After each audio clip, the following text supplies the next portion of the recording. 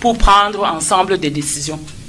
Mais dans la même lancée, M. Michel Doki, vous n'étiez pas seul. On sait que dans chaque formation politique, il y a les responsables des questions électorales qui pouvaient peut-être à côté de vous pour tout à fait, effectivement. Alors, est-ce que vous allez en deuxième lieu passer les éléments sur comment eux ils chantaient? Non, pas du tout. Ah, d'accord.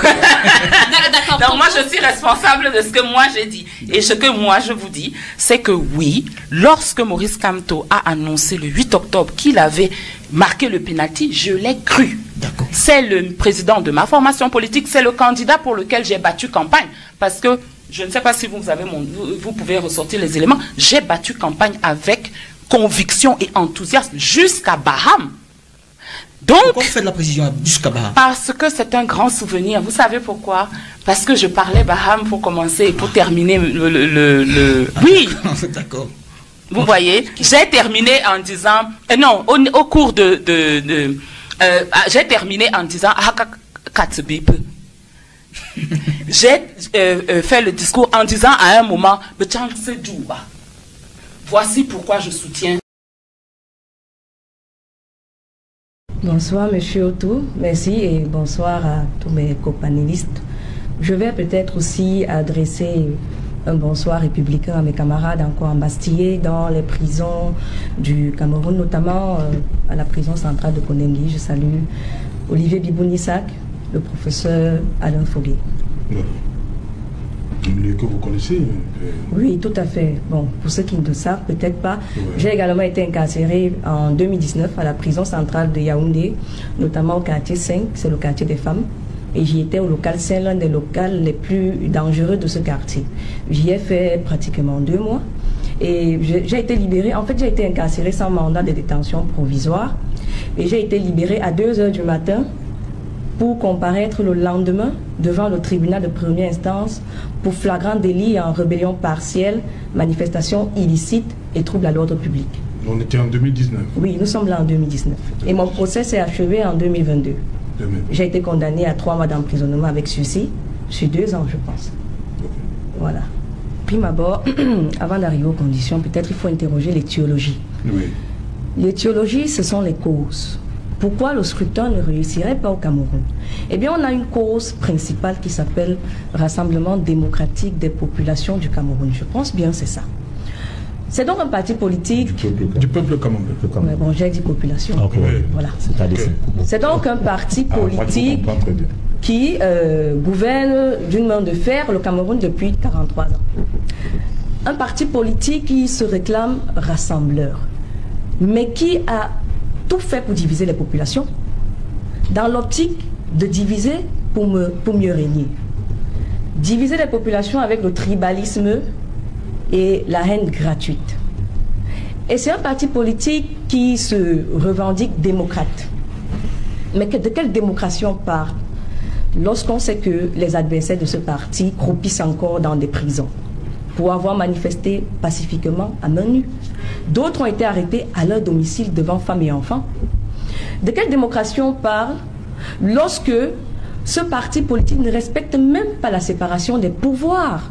Mais c'est dans quel pays démocratique le président préside le Conseil supérieur de la magistrature? C'est la raison pour laquelle le professeur Maurice Kamto, président national du MRC, candidat à l'élection présidentielle de 2025, futur président de la République du Cameroun, a décidé que lorsque lui sera à la tête de ce pays, celui qui présidera le Conseil supérieur de la magistrature sera le premier président de la Cour suprême.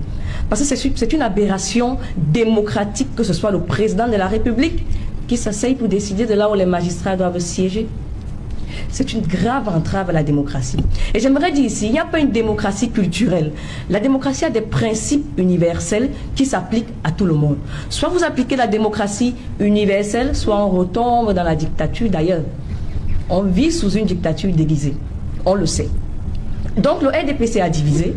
Le RDPC a entravé une démocratie qu'elle a jadis vendue aux populations en disant on va abolir les lois liberticides. Des lois qui aujourd'hui s'appliquent de façon sous-jacente. C'est une grave atteinte à la démocratie de violer le préambule de la Constitution qui est la loi fondamentale de ce pays. Et donc, lorsque je le dis donc, j'arrive au niveau de comment faire donc pour qu'il y ait une élection apaisée dans ce pays. Eh bien, il faut déjà éduquer les masses. Dire aux populations que l'affaire politique est une affaire de tous. Il n'y a pas un groupuscule ici qui doit décider de qui doit parler politique et qui ne doit pas parler politique. Si vous êtes en majorité électorale, vous avez le droit de donner votre avis sur ce qui se passe dans votre pays concernant les questions politiques. Vous avez le droit de voter. Vous avez le droit même de surveiller le vote. Ce n'est pas interdit. Parce qu'on a fait croire aux Camerounais que lorsque vous parlez politique, vous allez finir en prison. Et le Rassemblement démocratique, ou je vais dire l'anti-rassemblement antidémocratique, qui fait tout pour mettre dans les consciences populaires que parler politique, c'est parler mal de M. Biya. Peut-être qu'il faut rappeler que le Cameroun n'est pas né sous M. Biya. Bien avant M. Biya, le Cameroun existait. Donc après l'éducation des masses, il faut donc imposer une culture de la tolérance. La tolérance. Il y a trop de discours haineux qui montent en puissance pour le plaisir du gouvernement en place. Parce qu'ils sont contents, ils savent qu'ils ne tiennent pas la légitimité du peuple. Lorsqu'on ne tient pas sa légitimité du peuple, qu'est-ce qu'on fait? On détruit ce peuple. Comment détruire un peuple? On oppose le peuple les uns les autres. Les tribus contre les tribus. La guerre de génération, les jeunes contre les vieux. C'est une manière subtile de détruire le peuple afin de maintenir son hégémonie frauduleuse. Et donc, après avoir imposé une culture de la tolérance, il faut maintenant cultiver davantage le vivre ensemble. Pas ce vivre ensemble qui, je ne sais pas trop à quoi ça ressemble aujourd'hui. Il faut un véritable vivre ensemble dans ce pays. Un vrai vivre ensemble. Dans son programme politique de 2018, le président Maurice Kamto a touché une question sensible. Il dit, pour davantage approfondir le vivre ensemble, on va créer une langue nationale commune, qui sera un brassage de toutes les langues culturelles qui existent. On a des génies en linguistique qui vont s'asseoir et faire ce travail. Donc, lorsque je finis donc de citer ce qu'il faut faire à mon niveau en tout cas, et bien sûr la liste n'est pas exhaustive, il y a forcément d'autres choses qu'il faut faire, mais pour moi c'est le plus important et le plus urgent. Et sincèrement, je dis également que s'il y avait une alternance dans ce pays, on ne serait pas en train de parler d'apaisement et tout ça. Monsieur Biya fait 43 ans, c'est beaucoup. Je pense même qu'il n'a plus l'âge de diriger ce pays. Bon déjà, Monsieur Otto, avant d'arriver à votre question, il faut d'abord apporter quelques éclaircies. Le président Maurice Kamto n'a jamais appelé à une quelconque insurrection. Ce que vous appelez insurrection, c'est une manifestation pacifique prévue dans le préambule de notre Constitution, qui est la loi suprême du Cameroun, c'est-à-dire dans la hiérarchie des normes. Après la Constitution, on a les traités internationaux, après on a les lois, on a les décrets. Donc lorsque la Constitution dit tout citoyen camerounais a le droit de manifester pacifiquement, c'est pas de l'insurrection. C'est pas de l'insurrection, c'est une faculté, une capacité reconnue à tout Camerounais de manifester publiquement son mécontentement dans le respect des libertés de l'autre. Nous n'avons rien cassé. Nous n'avons bousculé personne. Au contraire, c'est la police qui nous a arrêtés, nous a tabassés. Nos militants ont été torturés pendant 2 jours au CED, bastonnés comme des animaux. Je vous assure, même le plus grand délinquant dans ce pays ne peut pas être traité comme les militants du MRC. On a vu le cas récent de M. Moifo, qui a assassiné un enfant de 6 ans au quartier Boekele. Il a fallu plusieurs semaines, on parlait d'enquête. Mais quand des militants du MRC manifestent pacifiquement, on dit flagrant délit, là il n'y a pas besoin d'enquête. Et ils sont condamnés au tribunal militaire. Là où un individu qui a pris une machette pour décapiter un bébé n'est pas passé. Donc, ce n'est pas de l'insurrection. C'est l'expression de la citoyenneté républicaine. Et nous méritons parce que nous sommes des Camerounais. On ne nous a pas encore déchus de nos nationalités. Donc, pour revenir à M. Zahon du RDPC, j'admire vraiment la ferveur, c'est-à-dire la haine avec laquelle vous défendez un monsieur que vous n'avez jamais rencontré. Une candidature déjà qui n'est même pas certaine. Vous avez parlé des congrès. Le RDPC a organisé son congrès. C'est en deuxième partie. Vous pensez que vous avez l'autorité morale ici pour dire aux gens congrès, alors que vous avez un candidat frauduleux? Oui. Ok, d'accord. Donc, je veux donc vous dire, il faut lire, vous lisez? Beaucoup. Ah, ça ne se voit pas du tout. Hein. Parce que depuis que vous vous exprimez, Oui. j'ai l'impression d'entendre un débat dans une buvette Non, je ne suis pas de, dans ça. de quartier. Non, pas, exprimez-vous. S'il vous plaît, excusez-moi, monsieur Otto. Mais justement, elle a raison de votre invitation. Je vous Parce en- qu'il je vous en- bavarde, il ne parle pas. Avec elle. Il bavarde, il ne parle Je pas. sais que vous êtes misogyne au RDPC. Vous permettez que je m'exprime. Je suis une femme qui défend ses valeurs. Donc, je voudrais vous dire, monsieur Zang, Oui. ne tombez surtout pas dans l'hystérie politique. Parce que ce que vous dites tout à l'heure n'a aucun sens. Vous parlez de drogue, vous parlez de folie, vous parlez de ménopause politique, vous parlez des trucs que vous-même, vous traitez mon camarade, pardon, mon camarade de lutte, oui c'est mon camarade de lutte, vous le traitez de ménopausé politique, il est au FCC. Vous le savez quand même. Il a compris. Monsieur Bia, quel âge? De toutes les Tu façons. as quel âge? Mais de toutes les façons. 93 ans. Tu as quel âge? Monsieur Zang, qui est jeune, Moi, faut tu as quel âge? défend Tu es où? un monsieur qui dans 7 ans aura 100 ans. Oh. Et 100 toi, tu es ans où? pile. Je suis conseiller municipal. Ton petit Vous permettez, monsieur Zang. Je suis Un petit poste comme ça. Ah, tu l'as eu. Non, je vous en prie. Ah, c'est ça. Monsieur Zang défend Très enthousiaste, ce toi-là. un C'est monsieur comme qui ça. aura 100 ans Donc, dans traiter. 7 ans. Donc, il va nous expliquer par quelle magie noire Oui. un monsieur de plus de 90 ans va diriger le Cameroun Je vais parler après vous. et nous maintenir debout.